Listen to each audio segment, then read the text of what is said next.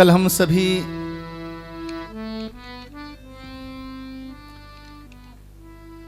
राम कथा के प्रथम दिवस की सभा में कल हमने भगवान शिव का मंगलमय विवाह अपने आंखों से देखा, भगवान की सुंदर झांकी के दर्शन किए और कथा के माध्यम से विविध प्रसंगों में हमने कल श्रवण किया। और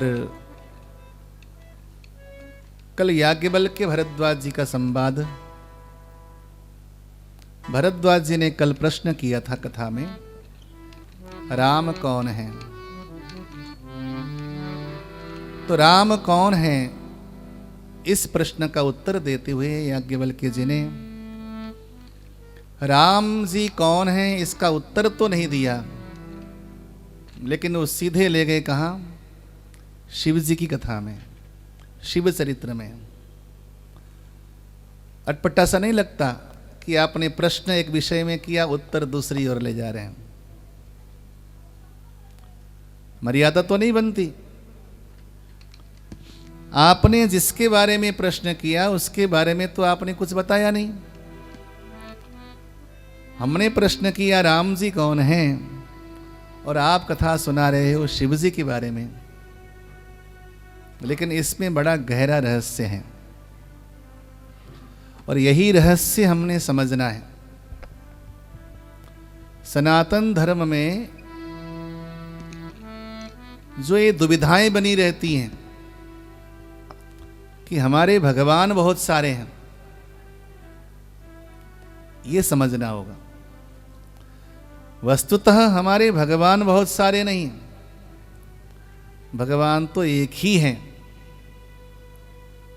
लेकिन कार्य कारण भेद से, लीलाओं के भेद से भगवान बहुत सारे बन जाते हैं।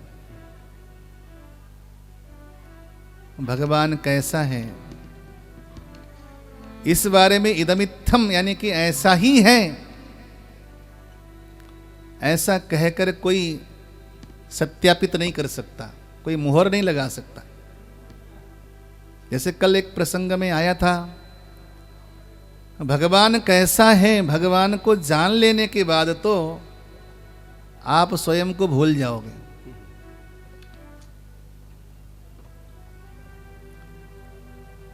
सोई जानही जही देहु जनाई, जानत तुमई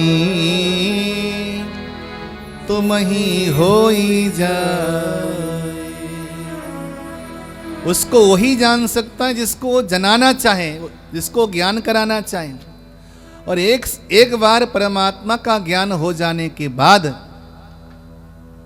उसका अपना अस्तित्व कुछ नहीं रहता, वो वही हो जाता है, कुछ कहने लायक नहीं बचता। और यही सत्य है। भगवान को जान लेने के बाद हम सभी भगवान के विषय में जिज्ञासु हैं। मैं भी जानने का प्रयास कर रहा हूं, आप भी जानने का प्रयास कर रहे हैं। एक बार जान लेने के बाद तो आपके शब्द समाप्त हो जाएंगे। कैसे? जैसे कोई भंवरा जाकर फूल में बैठा, भंवरा फूल में जाकर बैठा, जब तक उस भंवरे को फूल का रस नहीं मिलता तब तक तो भिन भिन भिन भिन भिन भिन करता रहता है। ठीक है? और जैसे ही वो पुष्प का पराग पान करना शुरू करेगा, उसके बाद भंवरे की बोली द एंड। बोलो जय श्री राम। जय श्री राम। घर में पूरी तलती है ना, पूरी जो पूरियां बनाती हैं घर में, जब वो पूरी आप डाल दो कढ़ाई में तो शुरुआत में तो बोलने लगती है। जब तक उसके अंदर पानी रहेगा तो बोलने लगती है, धुआं भी छोड़ने लगती है। लेकिन जैसे पानी समाप्त हो जाता है, जल जाता है, धुआं बनकर उड़ जाता है, तो केवल और केवल वो घी के रस को पान करती हुई पूरी चुपचाप उसी में तैरती रहती है। वही लक्षण भगवान की प्राप्ति के लक्षण हैं। जब इंसान को भगवत प्राप्ति होने के बाद पूर्ण संतुष्टि मिल जाती है, जब संतोष की अवस्था आ जाती है इंसान के भीतर, तो स्वभावतः वो धीरे धीरे मौन होने लगता है। उसकी आवाज, उसकी भाषा, उसकी बोली समाप्त हो जाती है। बोलो जय श्री राम। जय श्री राम। और यही है तरीका। दुनिया में जितने लोग हैं केवल और केवल भगवान की महिमा का गान करते हैं। ऐसा न समझना कि उन्होंने भगवान को जान लिया तभी गान कर रहे हैं, ऐसा नहीं। आब्रह्म स्तंभ पर्यंत, ब्रह्मा जी से लेकर भगवान को ब्रह्मा जी भी नहीं जानते।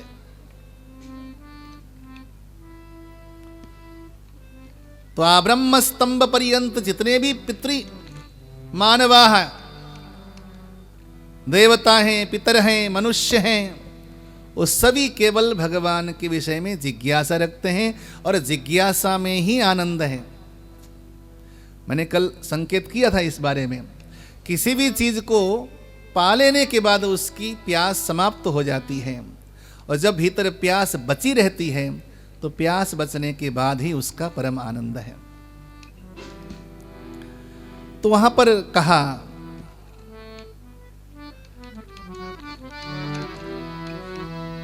प्रथम ही मैं कहीं शिव चरित, बूझा मरम तुम्हार, सुचि सेवक तुम राम के, रहित समस्त विकार। भारद्वाज जी को याज्ञवल्क्य जी कहते हैं कि मैंने तुम्हें पहले शिव जी का चरित्र सुना करके मैं तुम्हारे मर्म को जान गया।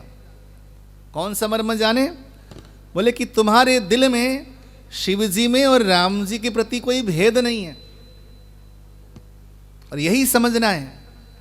हम जब तक ये भेद समझते रहेंगे कि भाई राम जी अलग हैं, शिव जी अलग हैं, कृष्ण जी अलग हैं, नारायण जी अलग हैं, माता रानी अलग हैं, ये सब अलग अलग हैं, जब तक इस उधेड़ बुन में लगे रहेंगे हम ब्रह्म तत्व को समझ नहीं पाएंगे। यही हमें समझना है रामायण से, भागवत से, गीता जी से, कि ब्रह्म एक है, लेकिन वो अपनी लीलाओं के माध्यम से अलग अलग भेद दृष्टि में नजर आता है। जो कृष्ण है वही माता रानी है, अलग नहीं है। जो नारायण है वही लक्ष्मी है। भाई नारायण की अंतर आत्मा, जो अंतर हृदय है, वही तो लक्ष्मी है। श्री राधा जी कौन है? श्री कृष्ण का हृदय तो राधा जी है।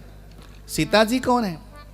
तो संसार में एक ही तत्व है, और उस एक तत्व से तीन तत्व बन जाता है। ब्रह्म, ब्रह्म से माया, और ब्रह्म से जीव। संसार में केवल तीन तत्व हैं, ब्रह्म, जीव और माया। जीव हम सभी हो गए, ब्रह्म राम जी हो गए, और माया चाहे उसे लक्ष्मी कहो, चाहे उसे दुर्गा कहो, चाहे उसे पार्वती कहो, कुछ भी कहो, लेकिन ये तीन भेद भी अलग अलग नहीं है, एक से तीन है। इसलिए जहां भी जाइए, हाँ इतना जरूर हो सकता है कि आपको जो स्वरूप पसंद आ जाए, जो भेद समाप्त करने के लिए जो आपको जो स्वरूप पसंद आ जाए, बस उसका ध्यान करिए। लेकिन जब भी आप कहीं जाएं मंदिर में, आप राम जी के भक्त हैं, राम जी का भजन करते हैं, लेकिन यदि आप शिव जी के मंदिर में जाएं तो वहां क्या देखें? वहां शिव जी में भी राम जी का दर्शन करें। माता रानी के मंदिर में जाएं तो माता जी में भी आप राम जी का ही दर्शन करें। कित मुरली कित चंद्रिका, कित गोपी जन के साथ, अपने जन के कारण, कृष्ण भये रघुनाथ। जब गोस्वामी तुलसीदास जी जाते हैं ना बांके बिहारी के दर्शन करने के लिए, तो बांके बिहारी जी वहां पर मुरली लेकर खड़े थे। तो गोस्वामी जी ने कहा, मेरा दिल हो रहा है कि आपको प्रणाम करूं, लेकिन मैं राम जी का सेवक हूं, मैं राम जी का दास हूं।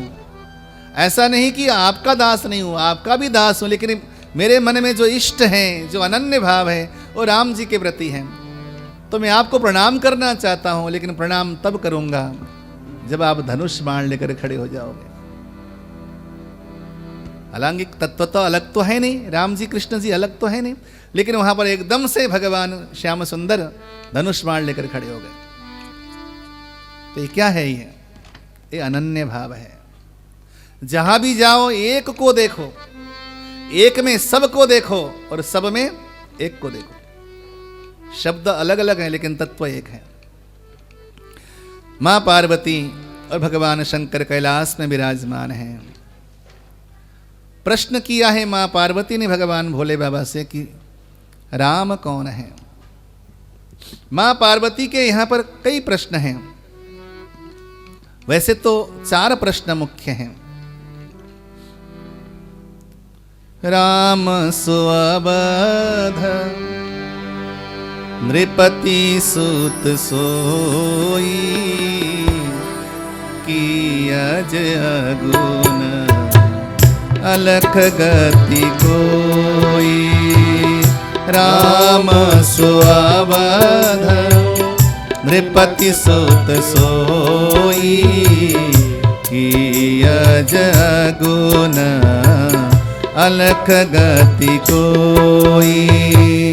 राम सुअवध नृपति सुत सोई, कियज अगुन अलख गति कोई।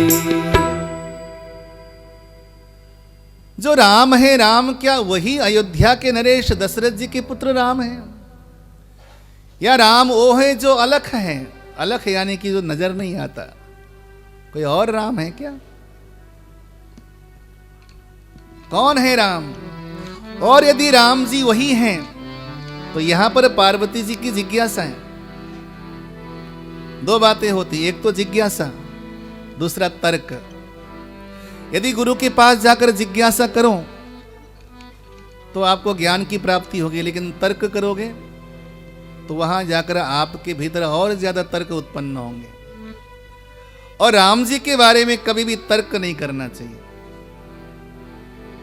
और राम वही हैं कि कोई और है? प्रश्न किया यहां पर। यदि राम जी वही हैं तो कृपा करके बताइए कि राम जी निर्गुण निराकार हैं तो सगुण साकार क्यों बन जाते हैं? भाई हम तो कहते हैं कि भगवान कण कण में विराजमान है। यदि कण कण में विराजमान परमात्मा है तो उसे सगुण क्यों बनना पड़ता है? मूर्तिमान क्यों हो जाते हैं? वो जन्म क्यों लेते हैं? क्या भगवान बगैर जन्म लिए कोई काम नहीं कर सकता? तो जन्म क्यों लेते हैं ये बताइए। और उसके अलावा ये बताइए कि यदि भगवान जन्म लेते हैं, अवतार लेते हैं, क्योंकि हम जन्म इसीलिए कह रहे हैं क्योंकि भक्तों के भाव में भगवान का जन्म होता है, लेकिन ज्ञानियों के भाव में भगवान का अवतार होता है। तो भक्ति का दृष्टांत यह है, उसका सिद्धांत यह है कि भगवान जन्म लेते हैं, ज्ञानी कहता है कि अवतार लेते हैं। तो भगवान अवतार क्यों लेते हैं, अर्थात जन्म क्यों लेते हैं? और यदि जन्म लेते हैं तो भगवान कौन कौन सी लीला करते हैं? कृपा करके बताइए। और महाराज जो बड़े बड़े ऋषि महर्षियों ने, ज्ञानी जनों ने जो तत्व का बोध दिया है, बड़े बड़े ज्ञानियों ने जो विज्ञान की बात कही है, अध्यात्म की, वो बताइए भक्ति क्या है, ज्ञान क्या है और वैराग्य क्या है, इसके बारे में विस्तार से चर्चा कीजिए। मेरे मन में वर्तमान में कोई संदेह तो नहीं है, केवल जिज्ञासा है, तर्क नहीं है। जब प्रश्न किया मां पार्वती ने तो यहां पर उत्तर देते हुए कहा भगवान भोले बाबा ने, बंदाऊं बाल रूप सोई रामो, सब सिद्धि सुलभ जपत जी सुनामो। बंदाऊं बाल रूप सोई रामो, सब सिद्धि सुलभ जपत जीसु नामो। बंदऊ बाल रूप सोई रामो, सब सिद्धि सुलभ जपत जीसु नामो। वंदऊ राम बाल सोई रामो, सब सिद्धि सुलभ जपत जीसु नामो। मंगल भवन मंगल हारी, मंगल भवन मंगल हारी, प्रभु सुदशरथ अजीर बिहारी। प्रभु सुदशरथ अजीर बिहारी। बंदऊ बाल रूप सोई रामो, बंदऊ बाल रूप सोई रामो, सब सिद्धि सुलभ जपत जीसु नामो। सब सिद्धि सुलभ जपत जीसु नामो। जब मां पार्वती ने प्रश्न किया तो राम जी का ध्यान किया, लेकिन राम जी कैसे हैं? बोले कि बंदऊ बाल रूप सोई रामो। मैं बाल रूप भगवान राम को ध्यान करता हूं। घर में बाल गोपाल जी रखते हैं ना, हमारे यहाँ बाल गोपाल जी की सेवा की चलन है। एक गोपाल जी होते हैं और एक लाल जी होते हैं। गोपाल जी में और लाल जी में क्या फर्क है, किसी को पता है? लाल जी किसे कहते हैं? लाल जी कहते हैं राम जी को, और गोपाल जी कहते हैं कान्हा जी को। दोनों दिखने में एक जैसे लगते हैं, लेकिन फर्क क्या होता है? केवल एक अंतर होता है, कान्हा जी के हाथ में माखन होता है और लाल जी के हाथ में लड्डू होता है। माखन और लड्डू दोनों हाथ में लेंगे तो कैसे लेंगे? लड्डू ऐसे लिया जाएगा और माखन, बस इतना सा फर्क होता है। क्योंकि हमारे घरों में जो छोटे छोटे बाल गोपाल जी की सेवा हम करते हैं ना, ये बड़े सरल हैं, बड़े सरल। ज्यादा कठिन भगवान भी हम बर्दाश्त नहीं करते। बोलो जय श्री राम। जय श्री राम। भगवान की ज्यादा सेवा भी हम बर्दाश्त नहीं करते, टाइम ही नहीं है। दुनियादारी के चक्कर में हम चाहते हैं महाराज जी कोई सरल सेवा बताओ, एकदम आराम से जल्दी हो जाए, लंबा चौड़ा काम न करना पड़े। अच्छा, गोपाल जी का क्या हिसाब किताब है? बस कपड़े खोल दो, कपड़ा भी उनका सिंगल पीस ही होता है। कोई कोई उनको भीतर से लंगोट पहनाता, कोई पहनाता ही नहीं है। सिंगल कपड़ा होता है, खोलो और लोटिया में ऐसे घुमा दो, नहा लिए, और मिश्री और किशमिश रख दिया सामने, हो सके तो कभी कभी माखन रख दिया। गोपाल जी प्रसन्न। भगवान भोले बाबा को भी लगा कि ज्यादा सेवा तो हो नहीं सकती, तो उनको लगा कि मैं भी बाल राम का ही भजन करूं, क्योंकि सरल हैं। अच्छा, बालकों को रिझाने में ज्यादा कठिनाइयां भी नहीं होती। कहो तो एक टॉफी में रिझ जाए, कहो तो एक खिलौने में रिझ जाए, कुछ मिठाई में रिझ जाए।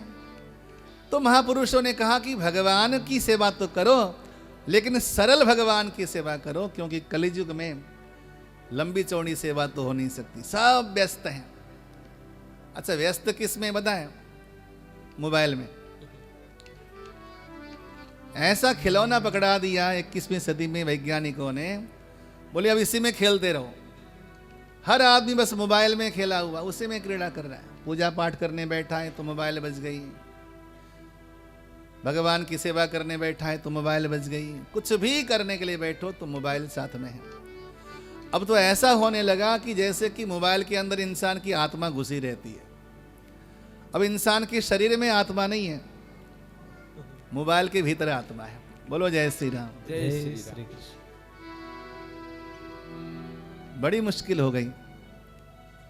तो भगवान भोले बाबा ने कहा कि मैं बालक राम का भजन करता हूँ, ध्यान करता हूँ पहले, क्योंकि मैं राम जी की कथा सुनाने जा रहा हूँ। तो बंदो बाल रूप सोई रामो। वो कैसे हैं? बोले सब सीधी सुलभ। बालक राम का भजन करने वालों को सभी सिद्धियां सुलभ हैं, कठिनाइयां नहीं है। और आपको मालूम है, जो हम गोपाल जी की सेवा करते हैं ना, या बालक राम की सेवा करते हैं, इनको महापुरुषों ने क्या कहा है? कहा जाता है कि ये कल्प वृक्ष हैं, कल्प वृक्ष। चिंतामणि, बाल कृष्ण को चिंतामणि कहा। चिंतामणि का मतलब समझते हैं? बाल कृष्ण के सामने जाकर जो मांगेंगे, जो चिंतन करेंगे, भगवान उसकी पूर्ति करेंगे। बड़ी निष्ठा से सेवा कीजिए बाल कृष्ण की घर में। कोई बहुत लंबी चौड़ी सेवा नहीं है। छोटा सा आला बना दीजिए, सुंदर सा सिंहासन, हो सके तो उनके शयन के लिए एक छोटा सा बिस्तर लगा दीजिए, माखन मिश्री का भोग लगा दीजिए, तुलसी के 2-4 पत्ते रख दीजिए और उनके सामने बैठकर आराम से भगवान का नाम संकीर्तन चिंतन करिए। तो चिंतामणि हैं। जो चिंतन करेंगे बाल कृष्ण के सामने, आपकी पूर्ति हो जाएगी।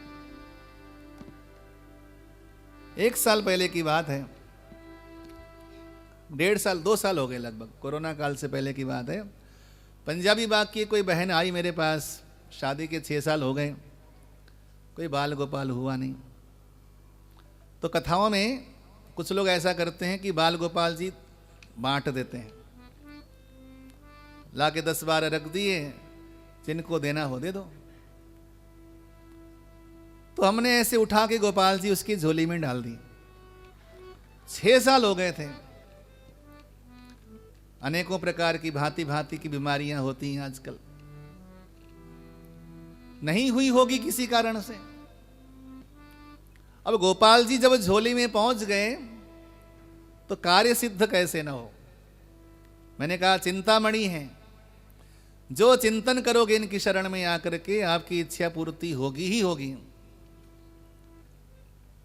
अभी कुछ महीने पहले मुझे खबर लगी, उस बहन को बड़ा सुंदर सा बाल गोपाल हो गया। सुनकर आनंद आया। ये चिंतामणि है। घर में सेवा अवश्य कीजिए। भगवान भोले बाबा भी बाल कृष्ण की, बालक राम की सेवा करते हैं और कहते हैं कि वो भगवान कैसे? बोले मंगल भवन अमंगल हारी, द्रवहु सुदशरथ अजीर बिहारी। मंगल भवन अमंगल हारी, द्रवहु सुदशरथ अजीर बिहारी। बंदउ बाल। मंगल के भवन हैं। भवन यानी कि जिसके भीतर मंगल ही मंगल भरा हुआ है, जो मंगल के सागर हैं, जहां पर केवल और केवल सुख ही सुख है, मंगल ही मंगल है, आनंद ही आनंद है। और क्या है? बोले अमंगलहारी। वो ऐसे सूर्य हैं, ऐसे सूर्य हैं, उनका स्मरण करने मात्र से जीवन भर के सारे अमंगल उसी समय नष्ट हो जाते हैं। उसी प्रकार जैसे सूर्य की पहली किरण से अंधकार नष्ट हो जाता है। अमंगल को हरण करने वाले ऐसे बाल कृष्ण, बालक राम हम पर द्रवित हो जाएं, हम पर कृपा की वृष्टि करें। क्योंकि बच्चों को बहुत जल्दी प्रसन्न करना होता है, जल्दी खुश हो जाते हैं। भगवान बड़े सरल हैं, कठिन नहीं है भगवान। हे पार्वती, आपने आपने जो प्रश्न किया, क्योंकि आपको अनुभव हो चुका है भगवान के बारे में। इंसान केवल बादाम खा करके ज्ञानी नहीं होता, वो अनुभव की चक्की में पीस कर ज्ञानी होता है। जीवन में जो अनुभव होते हैं ना, ये अनुभव बहुत काम के होते हैं। पार्वती, तुमने पूरा एक जन्म लिया, पूरा एक जन्म आपने लगा दिया। किस बात के लिए? बोले भगवान कौन है, इस बात को जानने के लिए। माँ पार्वती को पूरा जन्म लगाना पड़ा। वो तो साक्षात ज्ञान की मूर्ति थी, और आप और हम तो सामान्य मानव हैं। क्या हमें समय नहीं लगेगा? समय लगेगा। पार्वती, तुमने पूरा जीवन खपा दिया इस बात को जानने के लिए कि ब्रह्म कौन है, राम कौन है। मैं अच्छी तरह जानता हूं कि तुम पहचान गई राम जी को, लेकिन तुमने जो प्रश्न किया आज, वो प्रश्न सुनकर अति आनंद हुआ, क्योंकि तुमने मुझ पर कृपा कर दी। क्योंकि अगर प्रश्न करने वाला न हो, कथा कराने वाला न हो, तो कथा करने वाला काहे कथा करे माँ? मैया ने बुलाया तो हम आ गए, हमारी भी वाणी पवित्र हो रही है, और हमारे माध्यम से सबके कर्ण रसायन पावन हो रहे हैं। तो भैया कोई प्रश्न करने वाला ही न हो तो वक्ता क्या करे घर में? 2 साल तक कोरोना काल में कोई कथा नहीं हुई, तो किताबों में सब धूल भर गए, किताबों को बांध कर रख दिया ऊपर। कोई सुनने वाला ना हो तो कौन सुनावे भाई? मां पार्वती से बोले भोले बाबा कि हे पार्वती, तुमने अति अनुग्रह किया। राम कथा का प्रश्न करके तुमने मुझ पर अनुग्रह किया, लेकिन एक बात तुम्हारी मुझे अच्छी नहीं लगी। वो क्या अच्छी नहीं लगी? बोले कि तुमने पूछा कि राम वही है या और कोई है। ये जो तुमने प्रश्न किया, ये बात मुझे अच्छी नहीं लगी, क्योंकि जो निर्गुण निरंजन निराकार सच्चिदानंद घन परमात्मा है, जो जगत के कण कण में विराजमान है, वही राम ही तो दशरथ नंदन श्री रामचंद्र है। और राम कोई अलग से नहीं है। हे पार्वती, सगुण में और निर्गुण में कोई फर्क नहीं है। कुछ लोग ऐसे हैं जो कि निर्गुण को मानते हैं, और कुछ लोग ऐसे हैं जो सगुण को मानते हैं, और सगुण को मानने वाले निर्गुण को स्वीकार नहीं करते, और निर्गुण को मानने वाले सगुण को स्वीकार नहीं करते। कुछ आर्य समाजी भाई हैं, वो कहते हैं कि भाई भगवान तो निर्गुण है, और कुछ हमारे सरदार भाई लोग हैं, वो भी कहते हैं कि ईश्वर तो निर्गुण है। बहुत सारे लोग ऐसे हैं जो ईश्वर को निर्गुण मानता है, लेकिन बहुत सारे ऐसे लोग भी हैं जो ईश्वर को सगुण मानता है। सगुण और निर्गुण में कोई फर्क नहीं है। सगुण ही अगुण ही नहीं कछु भेदा, गावहि मुनि पुराण बोध वेदा। सगुण ही अगुण ही नहीं कछु भेदा, गावहि मुनि पुराण बोध वेदा। सगुण ही अगुण ही नहीं कछु भेदा, गावहि मुनि पुराण बोध वेदा। सगुण ही अगुण ही नहीं कछु भेदा, गावहि मुनि पुराण बोध वेदा। और क्या कहा? अब यूं समझो पार्वती, जैसे पानी है, पानी निर्गुण है, पानी निर्गुण है, निराकार है। पानी का कोई आकार तो होता नहीं है, लेकिन उसी पानी को कटोरी में भर दो, और कटोरी में भरकर यदि आप ले जाकर फ्रिज में रख दो तो उसका एक आकार तैयार होता है। पानी का अपना कोई आकार नहीं है, लेकिन आकार किसका हुआ? बर्तन का। बोलो जय श्री राम। जय श्री राम। मतलब क्या हुआ? भगवान वैसा नहीं है। शास्त्र कहते हैं भगवान तो कच्चा सोना है। ये तो उस कारीगर के ऊपर है कि उस सोने का बनाता क्या है। भैया वो हार बनाना चाहता है, या वो कानों के कुंडल बनाना चाहता है, या बाजूबंद बनाना चाहता है, कि अंगूठी बनाना चाहता है। कारीगर उस कच्चे सोने का बनाना क्या चाहता है, उसी प्रकार भगवान भी कच्चा सोना है। उस पानी की तरह पात्र तो आप हो। जैसे बर्तन में पानी भर दिया, ले जाकर फ्रीजर में रख दिया, वो पानी आकार कौन सा लेगा, बोले बर्तन का आकार लेगा। उसी प्रकार भगवान को कुछ भी बना लो, भगवान तुम्हारे अनुरूप बनेगा, तुम जैसा बनाना चाहते हो। बोलो जय श्री राम। जय श्री राम। भगवान ऐसा वैसा नहीं है, कैसा है, तुम जैसा है, जैसा तुम बनाना चाहते हो। सगुण और निर्गुण में कोई भेद नहीं है पार्वती।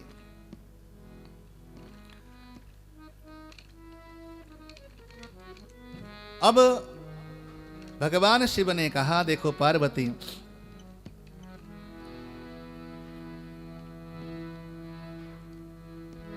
भगवान जो निर्गुण निरंजन निराकार हैं, वो सगुण बन जाता है।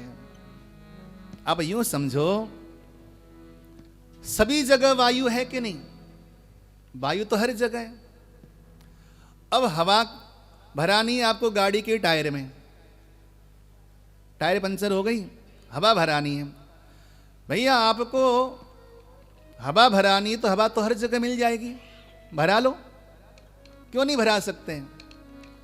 बोले भैया हवा तो वहीं भरी जाएगी जहां पर इसका यंत्र लगा होगा, ठीक है ना, जहां पर हवा भराने का यंत्र लगा होगा वहीं पर हवा भरी जाएगी। अब कहने के लिए तो भगवान सर्वव्यापक है, तो सर्वव्यापक है तो परमात्मा सब जगह नजर क्यों नहीं आता? लोग कहते हैं ना कि भाई भगवान सब जगह है तो प्रकट होना चाहिए, नजर आना चाहिए।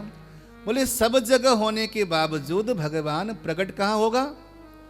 जहां पर उसको प्रकट करने का साधन होगा। अच्छा, आप गाय भैंस हम दूते हैं ना, आपको मालूम है गौ माता के संपूर्ण शरीर में दूध होता है। जिन्होंने जीव विज्ञान की पढ़ाई की होगी उनको मालूम होगा कि गौ माता के संपूर्ण शरीर में दूध होता है, उसके लोम लोम में, नाड़ी नाड़ी में दूध होता है। लेकिन भैया दूध निकलता कहां से है? बोलो, थन से निकलता है। तो भैया गौ माता के अंग अंग में दूध है तो निकलता केवल स्तन से क्यों है?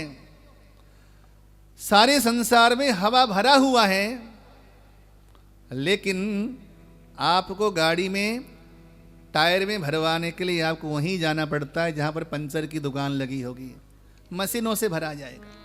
उसी प्रकार परमात्मा सर्वव्यापक है, सब जगह छाया हुआ है, लेकिन निकलेगा कहां से, प्रकट कहां से होगा? जहां पर भाव भरा भक्त प्रेम से पुकारेगा, उसको आवाहन करेगा, वहां भगवान प्रकट हो जाएगा। वो सर्वव्यापक है, हर जगह भगवान है।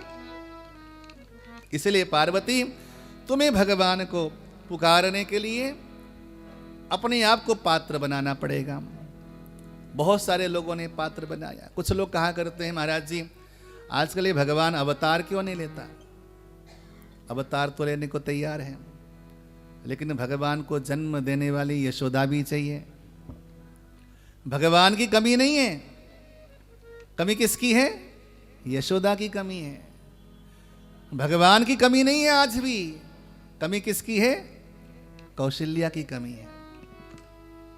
ईश्वर तो सर्वव्यापक है, जो सर्वकाल में सर्वदेश में रहता है उसी का नाम ईश्वर है। सर्वदेश सर्वकाल में जो विद्यमान है उसी का नाम ईश्वर है। भगवान कहते हैं कि सब कर परम प्रकाशक जे, सब कर परम प्रकाशक जे, राम अनादि अवधपति सोई, राम अनादि अवधपति सोई, जगत प्रकाश प्रकाश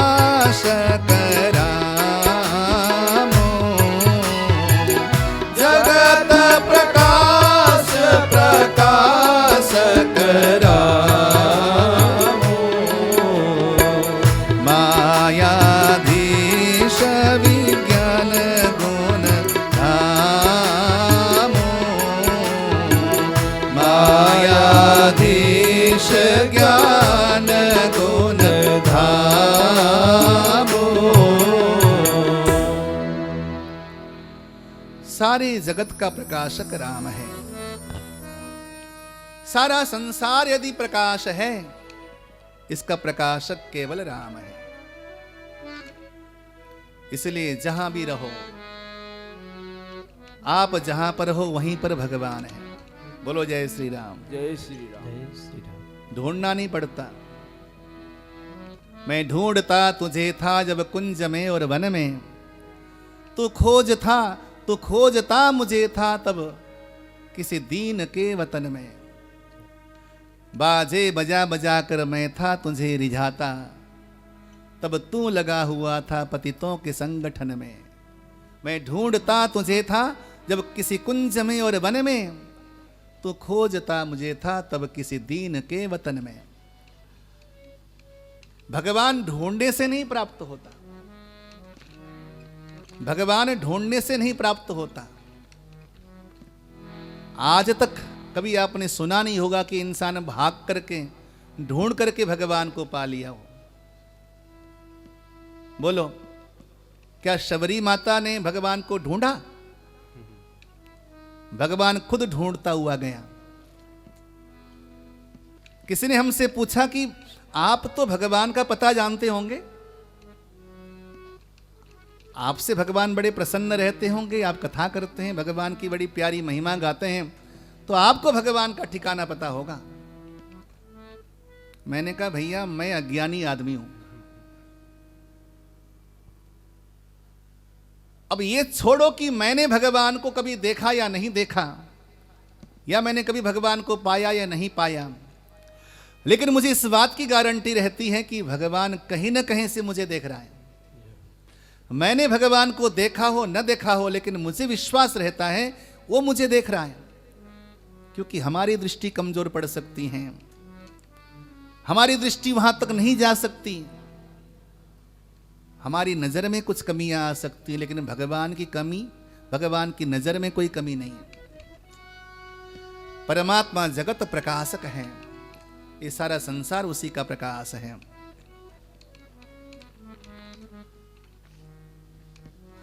और उसको कुछ करने के लिए बहुत कुछ संसाधन की आवश्यकता नहीं है कि बिनु पग चला ही सुनहि बिनु काना, बिनु पग चला ही सुनहि बिनु काना, कर बिनु करम करहि विधि नाना, कर बिनु करम करहि विधि नाना, आनन रहित सकल रस भोगी, आनन रहित सकल रस भोगी, बिनु बानी बक्ता बड़ जोगी, बिनु बानी बक्ता बड़ जोगी, तन बिनु परस नयन बिन देखा, तन बिनु परस नयन बिनु देखा, रहि ध्यान बिनु बास अशेषा, रहि ध्यान बिनु बास अशेषा,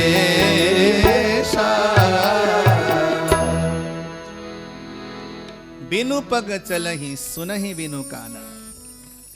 वो बगैर पैर के भी चलता है, बिना कान के भी सुनता है।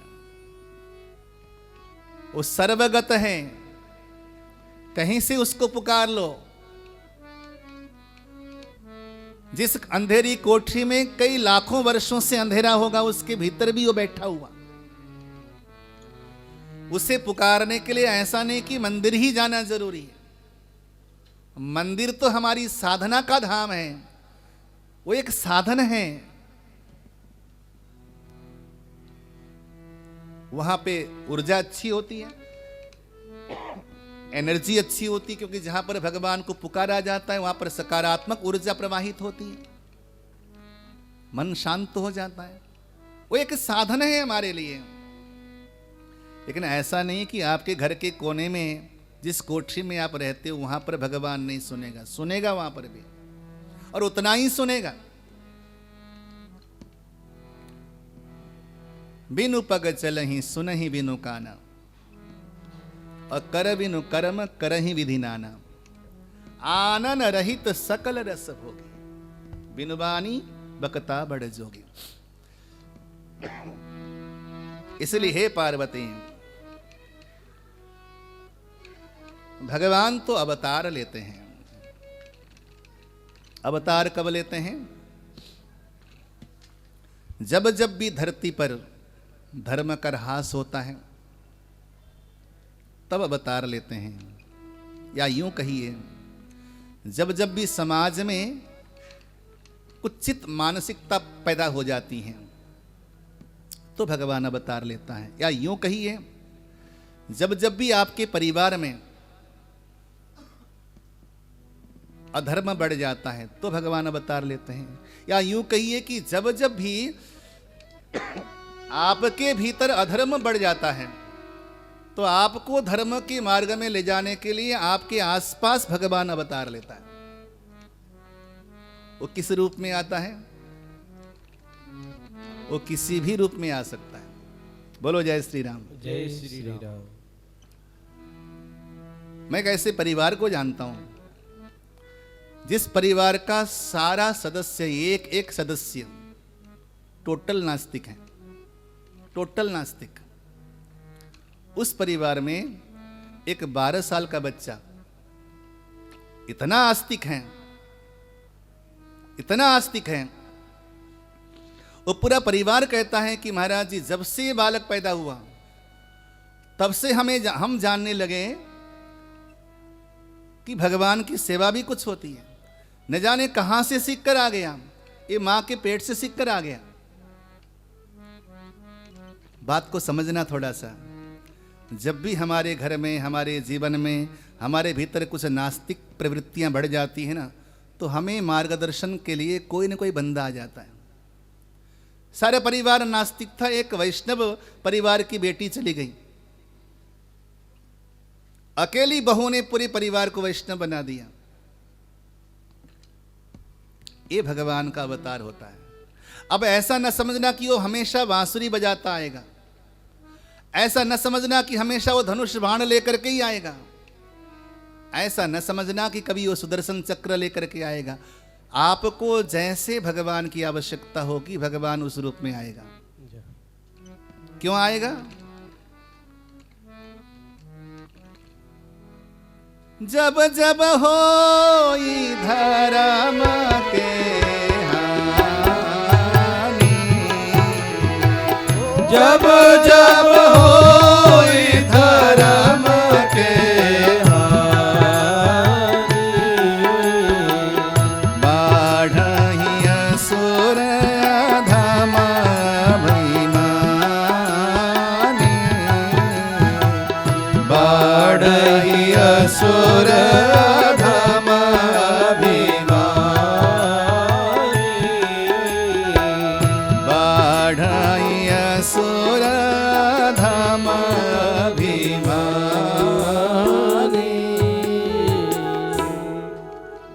जब जब भी धर्म की हानि होगी, धर्म की हानि केवल समाज में नहीं होती, इंसान के भीतर भी होती है।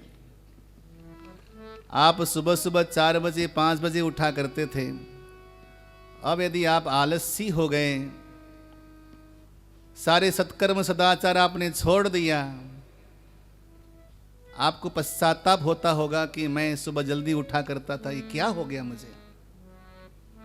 2-4 माला फेर लिया करता था, अब सब छूट गया। जब भी आपको पश्चाताप होगा, एक दिन ऐसा आएगा कि भगवान किसी न किसी रूप में आके आपके कान खींचेगा, दोबारा से लगा देगा।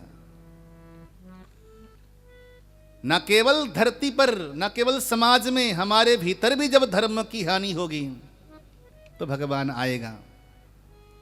क्योंकि धर्म के बिना न संसार की कल्पना है, न समाज की कल्पना है, न मनुष्य की कल्पना है। मनुष्य धर्म के लिए है।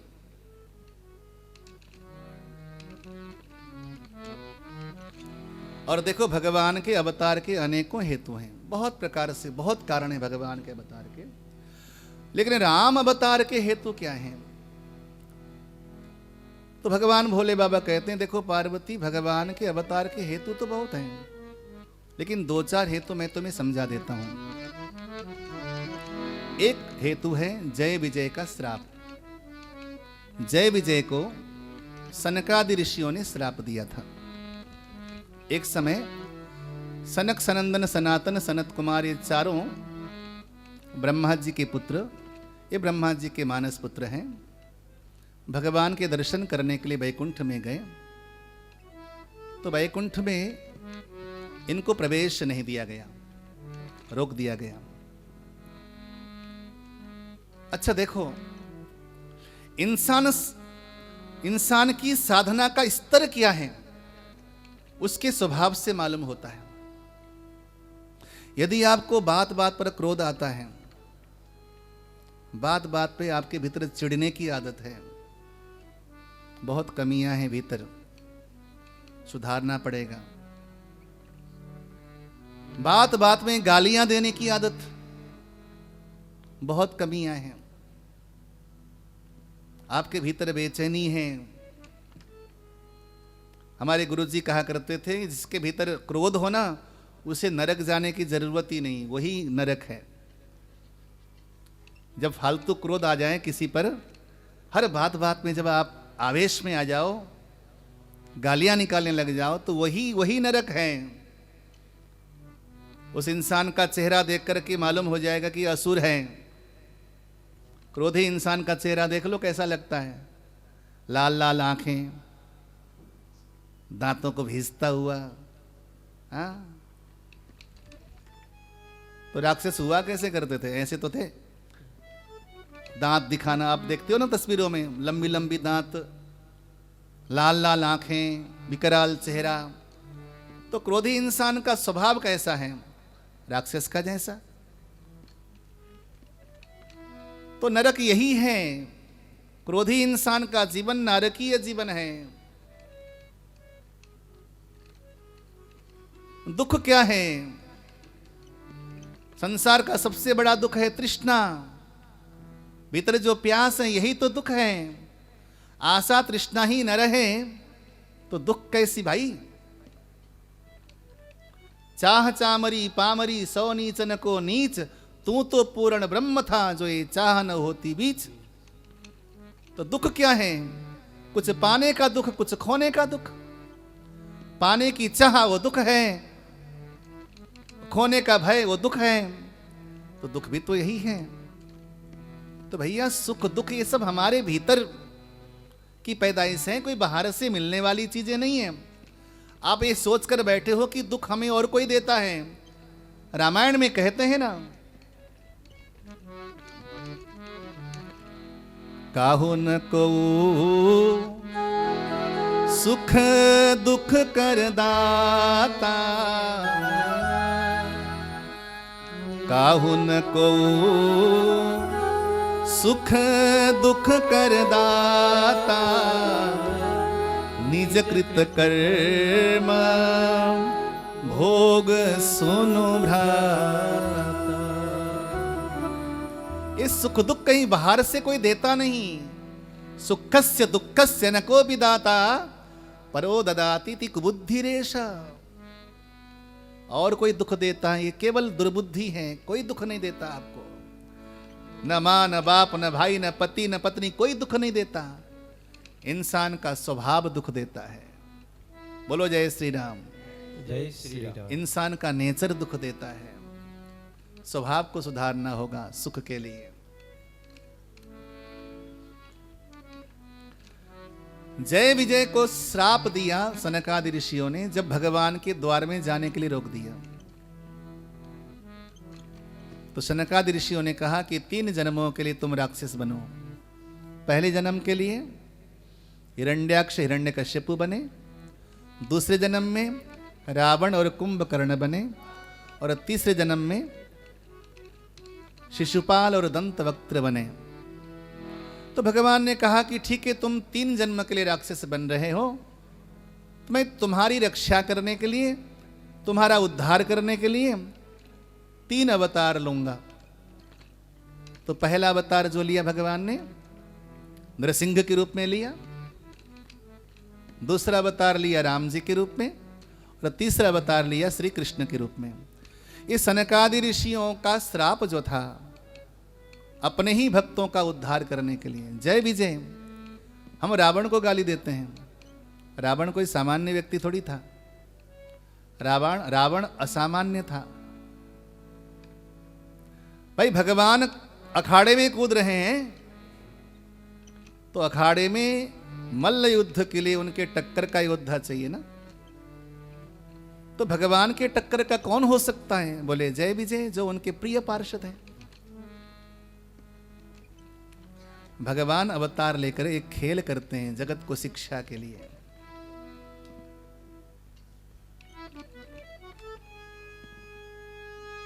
दूसरा अवतार भगवान का हुआ। दूसरा कारण, भगवान के अवतार का दूसरा कारण, वृंदा ने भगवान को श्राप दिया। आपने सुनी होगी कथा, वृंदा के पतिव्रता धर्म को भंग किया भगवान ने। कुछ लोग यहां पर टिप्पणी किया करते हैं कि भगवान ने एक सती साध्वी नारी का पतिव्रता धर्म भंग क्यों किया, क्या अपराध था उसका? एक बात कहें आपसे, आप बहुत अच्छे हो, लेकिन आपका सहारा लेकर कोई दूसरा व्यक्ति गलत काम करे, वो गलत करने वाला तो गलत तो होगा ही होगा, लेकिन जिसका सहारा लेकर गलत कर रहा है वो उससे बड़ा दोषी होगा। बोलो जय श्री राम। जय श्री राम। वृंदा सती नारी थी, पतिव्रता नारी थी, वृंदा का कोई दोष नहीं था, लेकिन वृंदा का जो धर्म था, पतिव्रता धर्म, इतना पावन था, इतना पावरफुल था कि उस नारी के पति को कोई टच नहीं कर सकता था, कोई उसका बाल भी बांका नहीं कर सकता था। क्यों? उसका सहारा लेकर वो अधर्म कर रहा था, देवताओं को त्रास दिया, देवताओं को स्वर्ग से च्युत कर दिया, पूरी प्रकृति का नियम उस नियम के विरोध में चला गया। तो भगवान ने कहा कि पहले ढाल को दूर करो। ढाल कौन था? वृंदा थी। तो वहां पर वृंदा के सतीत्व को भंग किया, तो वृंदा ने श्राप दिया कि तुम्हारा दिल पत्थर का है, इसलिए हे नारायण जाओ तुम पत्थर हो जाओ। तो भगवान नारायण पत्थर हो गए। तो क्या बने? शालिग्राम बने। और वहां पर चुप न रही वृंदा। आज जैसे मैं अपने पति के वियोग में रो रही हूं नारायण, जाओ मैं तुम्हें श्राप देती हूं कि तुम्हें एक अवतार लेना पड़ेगा, उस अवतार में तुम्हारी पत्नी का हरण होगा। और पत्नी का हरण कौन करेगा? यही मेरा पति करेगा। देखो, दुनिया में बहुत अच्छे लोगों के भीतर भी ईर्ष्या और द्वेष बना रहता है। हम जानते हैं वृंदा महान सती नारी थी, लेकिन देखो ना बदले की भावना। इतना कुछ होने के बाद भी तुम्हारे मन में अगर बदले की भावना है तो समझो कि साधना में बहुत कमियां रह गई। हे नारायण, तुमने मुझे छल किया तो तुम्हारी पत्नी का भी हरण किया जाएगा। कौन करेगा? यही जलंधर करेगा। ये जलंधर रावण बनेगा और ये तुम्हारी बीवी का हरण करेगा, तुम्हारी पत्नी का अपहरण करेगा। और जैसे आज मैं अपने पति के वियोग में रो रही हूं, उसी प्रकार तुम भी नारायण अपनी पत्नी के वियोग में रोते फिरोगे। इन कथाओं से क्या मालूम होता है? भले ही कथा भगवान की है, लेकिन एक बात समझ में आती है, ये सारा जगत प्रतिध्वनि है। तुम संसार को जो दोगे, संसार तुम्हें कई गुना अधिक बढ़ा करके वापस लौट आएगा। इस कथा का सारांश यही है। इसलिए दुनिया में जब तक जियो, हमेशा अच्छा काम करो, हमेशा अच्छा करने का सोचो, बुरा हो जाए तो क्षमा मांग लो, दोबारा वो बुरा काम न करो। संसार प्रतिध्वनि है। वही भगवान को जो श्राप है, उसी श्राप के कारण भगवान को अवतार लेना पड़ा। ये दूसरा हेतु बताया।